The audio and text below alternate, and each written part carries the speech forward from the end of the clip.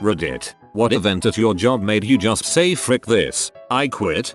I got accused of stealing a salad. I worked as a cashier at a grocery store while in high school. Because they had scheduled me 1/2 hours, I only qualified for a 15-minute break, not a 30-minute. So I spent the first 10 or so minutes of my break on the phone with a mechanic working out issues with my car. This was before I got a cell phone, so this was in the office on a landline. I then run back to the little cafe near the back of the store that has a salad bar and make a quick salad, which you weigh and price there. By this time I had about 5 minutes left on break, and the manager was very strict about not going over your 15 minutes. 1 minute over resulted in being written up. So I stand at the cafe register for a good minute or two, even shouting hello, and no one is to be found. I quickly eat my salad, and then take the sticker up to the front registers to pay for the $1.99 salad. I go back on the clock, and about 20 minutes later I am called into the office. They say a situation has occurred, but don't tell me what. They said they are sending me home for the day. So I come back in the next day for my shift, and they call me into the office again. In the office is the store manager, the assistant manager, the office manager, the cafe manager, and my shift supervisor. Mind you, I am a 16-year-old kid at their first job who had never been in any sort of trouble. They accuse me of stealing the salad because despite purchasing the salad, as our records do indicate, you consumed the salad before the purchase. I explained to them how the cashier at the cafe was nowhere to be found, and how if I wanted to eat during my break at that point, I would have had to eat it back in the cafe and then pay for it up front. I did apologize, though, and let them know it would not happen again. They tell me to go home, and that they will contact me tomorrow regarding if I keep my job or not. I left in tears. When I got a hold of myself, I realized how ridiculous the whole situation was. All the managers in the store standing in the office, arms folded, staring me down. A simple warning would have been sufficient, but they acted like I was swiping $20 out of the register or something. I go back in, find the store manager, and tell him I quit. He told me he was going to keep me, as he believed in giving second chances to people who mess up, and I tell him I'm good. I won't be coming in anymore. I'm now 31, and a nurse, and have seen nurses go home with a narcotic in their pocket and get in less trouble than I did over that damned salad. I've definitely left jobs in tears before over petty crap. Clearly those guys thought they were tough badass big CEO bosses. Instead they were just scrap pie cafe idiots. I need a summer job while in high school, so I applied at a local grocery store to bag stock clean. My first day there was some sort of confusion as to what I was supposed to do or to whom I was to report. I was sent to the front counter where the customer service manager gave me a till and told me to open a register. Mind you, I'd had zero training on a register. I didn't even know how to put the till in it, for frick's sake. I told the lady this and was told to go do my job. Within about 2 minutes at the register there was a line several deep, and I'm just standing there with the till in my hands. The customer service lady comes storming over asking why I had such a line, and I tried again to explain to her that I was supposed to be a stocker or whatever and that I knew nothing about operating a register. She called me stupid in front of the customers, so I handed her the till and told her to go frick herself. Walked down the street in my uniform and got a job at another grocery store. Almost the same thing happened to me, but fortunately I didn't get called stupid. My first day of training they just threw me on a register. I asked for help and they said I'll send someone over and never did. I walked out and didn't come back.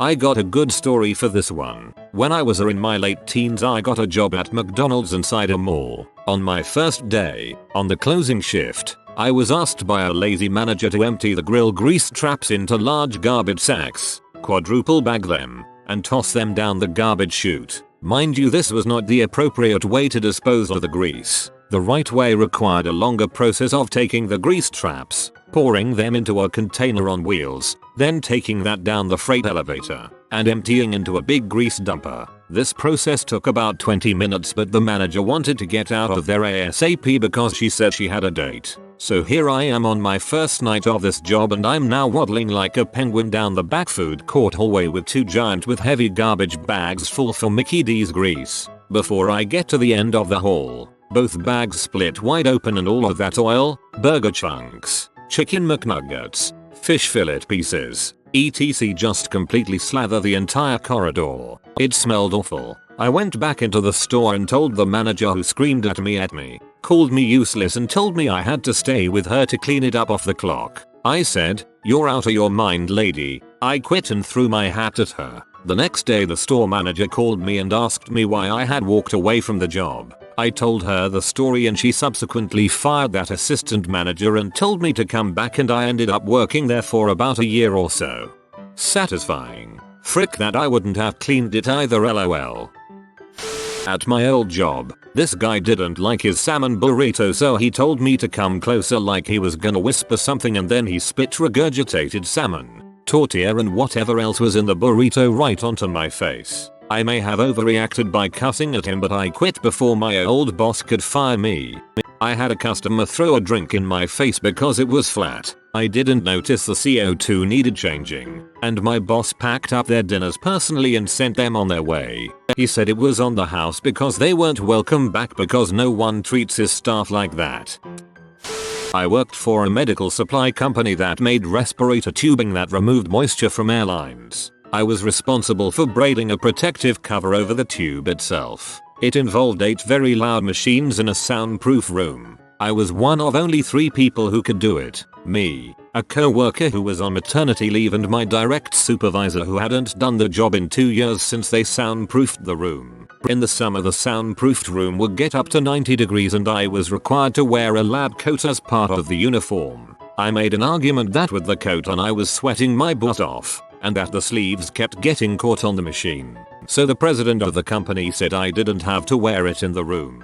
So I was taking a day off. I put in for it a month ahead of the day. I made sure that the company would have enough tubing for the day plus extra. And I get a call from my buddy who worked there with me that my direct supervisor was talking crap about me and how I whined about working in 90-degree room wearing an extraneous layer of clothing that could potentially end up getting me hurt. I went in the next day, saw that all the tubing was used. I told the supervisor that it would take me a few hours to make more. She said, "I don't appreciate you neglecting your job." So I said, "I don't appreciate you talking behind my back about crap that doesn't concern you. I have 2 weeks vacation. I'm taking them starting in 10 minutes. Consider this my 2-week notice." I packed up my stuff in my locker and left. My friend calls me an hour later. "Dude, she's bitching about how hot it is in there." I told him no crap. That's why I took off the coat. For my brother, it was when the boss knew he had no other option but to walk an hour to work. Let him walk the hour in 105 Fahrenheit heat only to tell him, "Sorry, too hot to work today. Go home," and then call him as soon as he got back in the front door of the house and say, "Change my mind. Come back in. BTW, you get to stand outside wearing the Mascot costume." He found a new job rather quickly. He went to concert.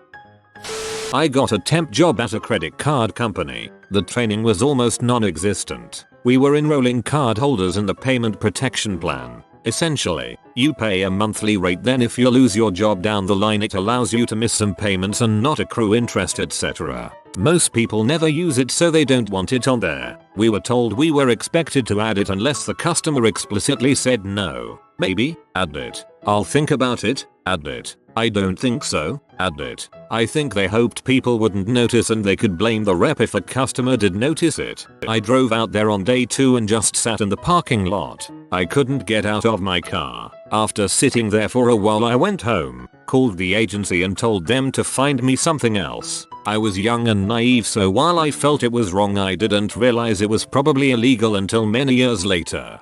Found the Wells Fargo employee. I worked in retail in college. A district manager was visiting our shop and trying to resolve a problem between the store manager and the rest of the staff. We were in a group, discussing the issues, and the district manager was defensively shooting down every concern that was brought up. I made the observation that perhaps we had communication difficulties. The district manager quickly snapped that I was wrong and we communicated just fine. It was not a big deal, but that was my moment. It was a moment in which the absurdity of the situation was too much. I nodded, smiled, muttered something about "sure we do," and quit right then. Reason I quit too. The manager thought she was better than everybody because she did everything without telling us. I told her to communicate it with us better and there would be no more problems. She said she was and I quit.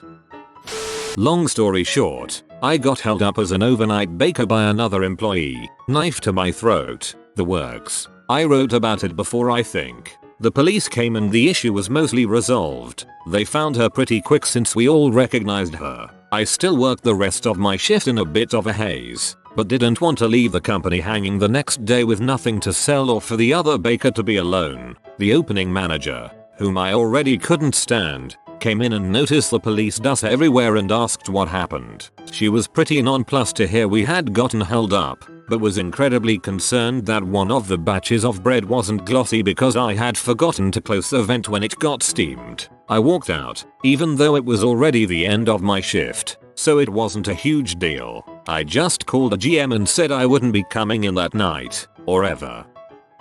I had informed my boss and the supervisor that I would be unable to work on Sunday because I would be attending one of my close friends' funeral. Near the end of the funeral I received a phone call from my supervisor that I need to get to work because she had an appointment to get her hair done and couldn't reschedule. I reminded her that I was at a funeral and she didn't believe me, so I took a picture of myself in front of the funeral home and sent it to her. She calls me back and says that it's not an excuse and that if it's not family it's not important that I be there. And I lost IT on her. What would you know about my friends and family? Who do you think you are to tell me not to grieve over the loss of someone I was close to? You need this work done so bad? Find someone else to do it for you, because I won't be back, ever, and hung up the phone. I get a call about 30 minutes later from my boss asking me to please reconsider quitting and that he will make sure that work gets covered for today. I tell him no, so long as my supervisor is still with the company,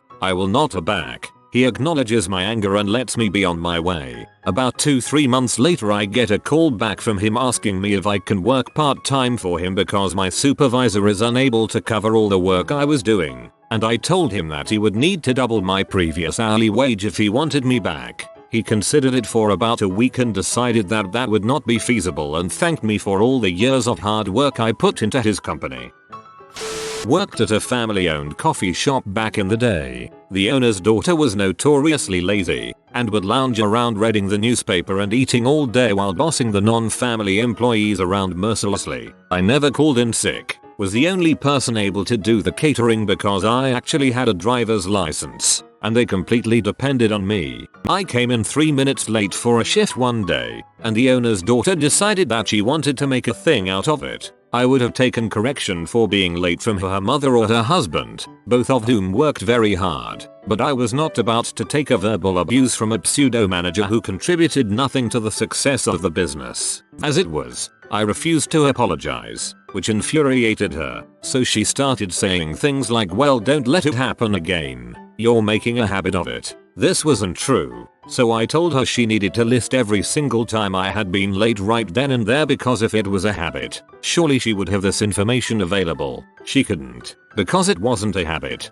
and I told her that if she ever spoke to me like that I would quit on the spot and that she would be in huge crap for it because they depended on me and she knew it. I won that fight, but she tried cutting an attitude with me a couple weeks later, not realizing that I had been interviewing for another job already and had been offered a position. I quit later that day, cited her behavior as my reason for declining to keep part-time hours at the shop to supplement my part-time hours at this other job, and she got massively chewed out by her family. Her husband's take on it was, "We can't keep changing employees like we change our effing underwear just because you feel the need to be a bee. We can't keep changing employees like we change our effing underwear just because you feel the need to be a bee." Many people working in positions that give them a shred of power need to realize this. Work and jobs don't have to be such crap if everyone would kinda do their part to make it work. Yeah, I quit a $100K plus job. Back in 2005 I was working for a company that produced healthcare conferences. All of the sales and business development responsibilities for a couple of their events were mine, and my team included a conference producer, a marketing manager, and we shared some lower level employees with other groups. The producer resigned to take another position at a different company, so the CEO asked me to handle her job until they could find a replacement. No problem. I added that role onto my already ridiculous calendar, so now I'm working with all of our sponsors, finding new ones and putting together the conference program. A month goes by and no replacement. Then the marketing guy quits. Same story. I'm asked to handle his job as well. Now I'm doing the work of 3 fairly higher level people and still killing my sales numbers, but I'm getting worn down. Working 8-6 or so in the office. Going home, eating dinner and then working to 9 or 10 most nights. Maybe a couple weeks later we're in a meeting with all of the company managers from the various event teams and the CEO asks why I haven't confirmed a speaker recommended by one of our top tier sponsors, and I tell him I reached out 2 days prior, but haven't heard back. He freaking goes off on me about how I'm not doing the job I'm being paid for and I need to be more proactive and all this other crap. During his tirade, every manager in corporate is staring in shock because they knew how much I had been doing in addition to my job. I don't say a word. The meeting ends and I go back to my office where I fire up my computer and email my resignation to my VP. I told her I couldn't give notice and it was my last day. She calls the CEO and the two of them come into my office and ask why I'm leaving, and I say that I'm doing the job of 3 people for 1 salary and him yelling was the last freaking straw. He apologizes, asks me to please stay because the event is about 90 days away and they'll be screwed if I leave. Nope, I'm leaving. Finished packing my desk, stopped by HR to say goodbye and let them know I expect to be paid my commissions owed, and I left. I had put in my 2 weeks notice and was training for my new job after work. I had been working a set schedule for 8 months, one that did not work with my education or my volunteer time with the animal shelter, and that was part of why I was leaving. Suddenly, my set schedule was changed to split shifts. Every day of my 2 weeks was now a 4-hour split shift with 2 hours in between so that I couldn't train at my new job. And you know, that wasn't even the final straw. No, that would be the closing crew the night before. I had left them an urgent order and said, listen, I don't care what else you do or don't do, you must get this order complete. This order was for a customer who was verbally abusive, but my manager was too much of a wimp to tell her to GTFO and said if I filed assault charges for her hitting me with beanbags, I would be fired. They didn't finish it. The customer was waiting in the parking lot when I pulled up 30 minutes before the store opened. The order wasn't done. Nothing was done. I walked. Man, even when you're angry you are so dang polite, dude, lol. I got Christmas vacation ed. My law firm won a huge verdict, got a massive payout from our 35% cut, and everyone was celebrating. It was a smallish firm that only had about 10 associates, but was pretty top heavy with a bunch of partners. According to some semi-standard norms among plaintiffs' firms, the firm cut should have been divided in such a way that each associate was looking at roughly a $25,000 bonus. Ours was primarily a defense firm, so there were no written rules or bylaws for the division of an award that big. When I say that the associate bonus was a small fraction of what the senior partners received, I'm underselling how big their cut was. I had fellow associates who were looking to this bonus for a down payment on a house, a new car to replace an 18-year-old Beta, you name it. When the checks were finally issued, rather than $25,000, each associate, regardless of seniority, got $1.5K. That's it. It's a measure of how much the partners knew that they fricked us that when we took off for the day at noon to go drown our sorrows, we didn't get a single call wondering where we were or asking us to come back to the office. To add insult to injury, a partner rolled into the parking garage with a brand new luxury car a week later with a vanity plate with the case name on it. Within 6 months, all but one associate had quit the firm, myself included. The legal industry would be a great place to work if it weren't for all the lawyers and clients. You have been visited by the cook dog. Comment: without food there is no paradise, so that you never burn the stakes. If you are new to the channel, you can subscribe. I publish new videos every day. Until then, check another video, or don't. Either way, have a great day, you magnificent people.